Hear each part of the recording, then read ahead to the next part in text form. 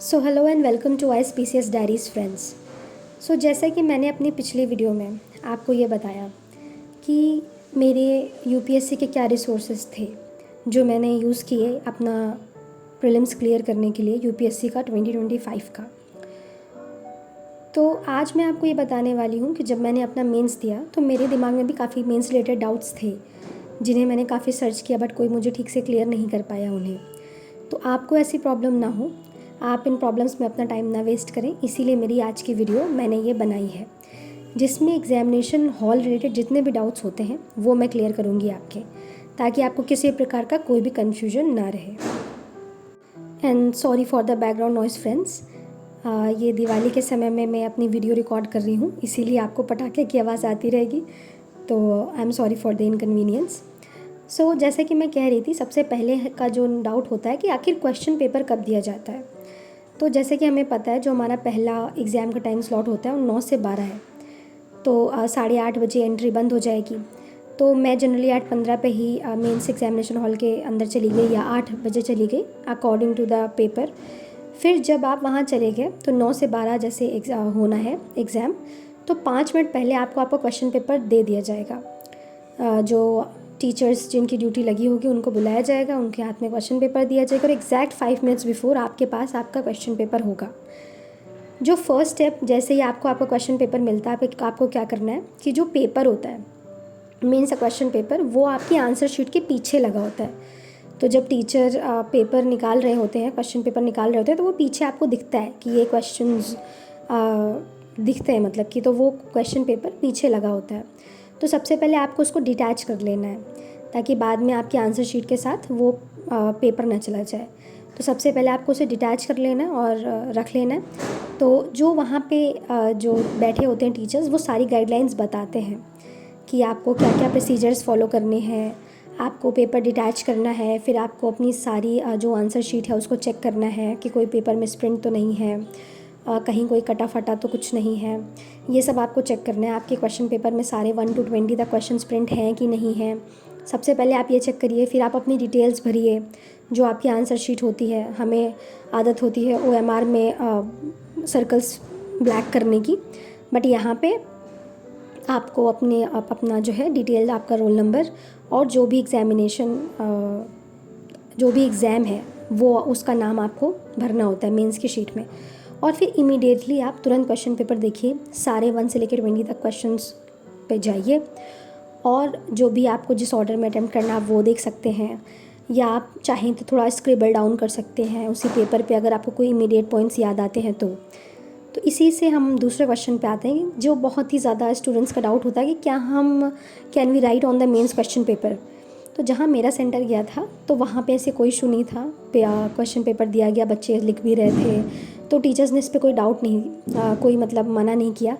अगर किसी ऐसे सेंटर पे कोई मना करता है देन मुझे उसकी नॉलेज नहीं है, बट जनरली हम क्वेश्चन पेपर पे लिख सकते हैं, ऐसा लिखना मना नहीं होता है। हाँ, हमें मेंस की जो आंसर कॉपी होता है उसकी जो लाइंस के बियॉन्ड नहीं लिखना होता, ये तो हम सबको पता है। जब आंसर राइटिंग करते हैं तो ये फर्स्ट इंस्ट्रक्शन होता है जो हमें मिलता है, बट हम क्वेश्चन पेपर पे लिख सकते हैं। फिर उसके बाद जो थर्ड क्वेश्चन है कि what to do as soon as you get your question paper, तो मैंने आपको बताया कि जैसे आपको क्वेश्चन पेपर मिले आप सबसे पहले चेक कर लीजिए उसमें सारे क्वेश्चंस हैं कि नहीं। फिर आपको जिस भी ऑर्डर में अटैम्प्ट करना है या आप कुछ स्क्रिबल करना चाहते हैं वो आप कर सकते हैं। फिर है कि क्या राइटिंग पैड अलाउड होता है कि नहीं। अब जैसे हमें डाउट होता है कि क्या पता टेबल्स कैसी हो, टेबल सीधी हो या वो हल्की सी थोड़ी सी जो उठी हुई होती वो हो तो हम ठीक से लिख ना पाएँ, तो यही सोच के मैं राइटिंग पैड ले गई थी। और चूँकि यूपीएससी में सब कुछ ट्रांसपेरेंट अलाउड होता है, यानी ट्रांसपेरेंट बॉटल, अगर आप अपना पेन और कैरी करने के लिए कोई बैग ले जा रहे हैं तो वो भी ट्रांसपेरेंट होना चाहिए, तो उसी तरह से मैंने राइटिंग पैड भी ट्रांसपेरेंट लिया था। बट वो ले जाना मेरा बेकार हो गया क्योंकि वहाँ जाते ही टीचर्स ने इंस्ट्रक्शन दिए कि आपको वो नहीं अलाउड है।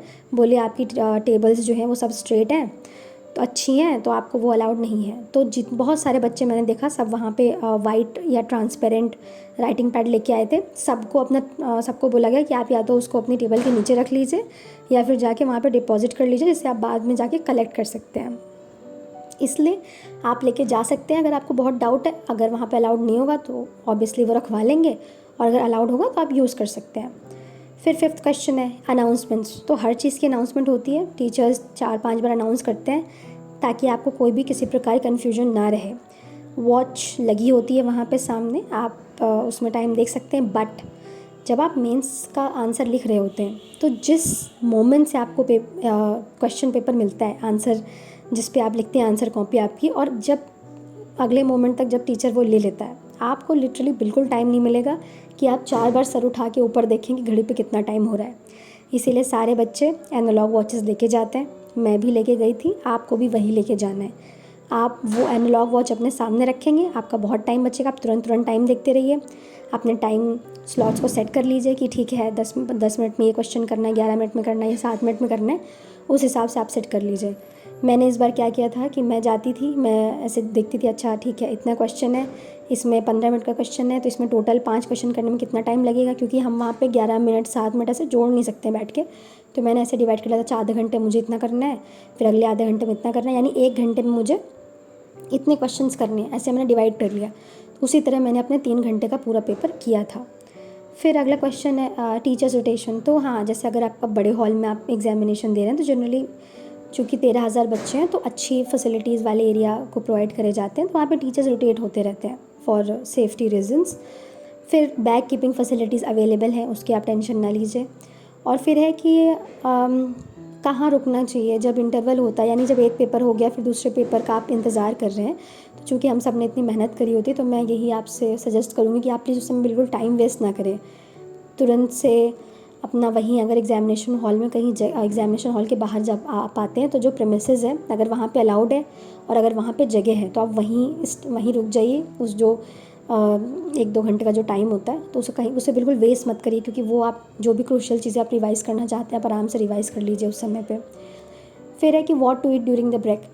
तो बहुत सारे लोग ऐसे होते हैं जो कुछ भी नहीं खाते। पहले मैं जब प्रीलिम्स की एग्ज़ाम देती थी तो मेरी भी आदत थी कि मैं GS1 और CSAT के बीच में कुछ नहीं खाती थी। मुझे ऐसा लगता था कि खाने से मेरा दिमाग स्लो हो जाएगा और मैं खाली पेट एग्ज़ाम देती थी। बट मुझे मेरे सीनियर ने रिकमेंड किया, जो ऑलरेडी सिलेक्टेड है, कि हम ज़रूर खाएं, क्योंकि उससे हमारी बॉडी की एनर्जी मेंटेन रहती है और हम बेटर परफॉर्म करते हैं। तो आप कोई हल्का खाना खा सकते हैं। वैसे मैं तो जनरली क्या करती थी, मैं तहरी जो हमारे यहाँ बोली जाती है, जिसे आप हल्दी मिर्च के चावल या अलग अलग भाषाओं में जो भी उसे बोला जाता हो, मीन्स लाइट फूड आप खा सकते हैं, या मैं एक पराठा सब्जी भी खा लेती थी। तो जैसे अकॉर्डिंग टू भूख, क्योंकि जब आप मेंस लिख के आते हैं 3 घंटे तो बहुत स्ट्रेस होता है ऑलरेडी, पहले पेपर का स्ट्रेस, फिर आप रात भर जगे होते हैं उसका स्ट्रेस, और अगर ये दूसरा तीसरा एग्ज़ाम है तो आप कंटिन्यूसली जगे हैं, तो ये बहुत स्ट्रेस एक्यूमुलेटेड होता है। तो आप जनरली भूख लग जाती है आपको, तो आप खाइए और अपना पानी वानी पीजिए। और हाँ, मैं ये भी सजेस्ट करूँगी कि जब आप वहाँ पे आपका पहला पेपर ख़त्म हो, तो पेपर ख़त्म होने के बाद जैसे जनरली हमें होता है ना कि वॉशरूम जाना होता है, तो आप पेपर ख़त्म हुआ आप तुरंत मतलब वॉशरूम आप जा सकते हैं और फिर वहाँ से आइए। तो स्पेशली गर्ल्स के लिए तो बाहर ऐसे कोई जगह ढूंढना नहीं पड़ेगा। तो आई एम सॉरी मैं ये सारी चीज़ें आपसे शेयर कर रही हूँ, बट मुझे ये सब पर्सनली काफ़ी हेल्पफुल लगा, इसलिए मैं आपको ये सब बता रही हूँ। मुझे पता है ये सब कोई शेयर नहीं करता, बट ये सब काफ़ी हेल्पफुल टिप्स हैं जो आप यूज़ कर सकते हैं अपने मेंस को और बेटर बनाने के लिए। तो प्लीज़ खाना ज़रूर खाएं, ऐसा ना करें कि आप एकदम भूखे रहें, क्योंकि अगर आप भूखे जाते हैं तो आपको सेकंड पेपर में आपकी एनर्जी बहुत कम हो जाएगी, फिर से आपको 3 घंटे लिखना है, उसके लिए एनर्जी की ज़रूरत है। तो प्लीज़ अच्छी डाइट लें।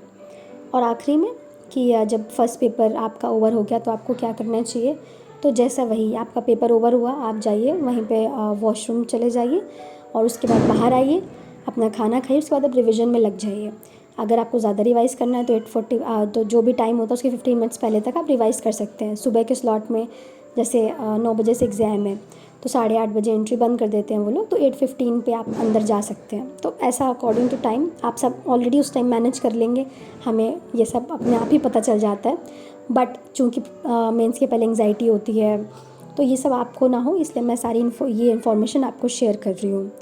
तो आई होप गाइज़ आपको ये इन्फॉर्मेशन हेल्पफुल लगी हो, और अगर हेल्पफुल लगी है दैन प्लीज़ इसे शेयर करिए, ताकि ज़्यादा से ज़्यादा जो बच्चे हैं जिन्हें मेंस रिलेटेड एग्जामिनेशन हॉल से कोई कन्फ्यूजन है, कोई डाउट है, तो उनका ये क्लियर हो सके।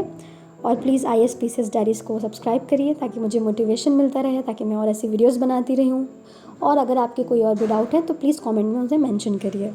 Thank you so much and keep watching ISPCS diaries.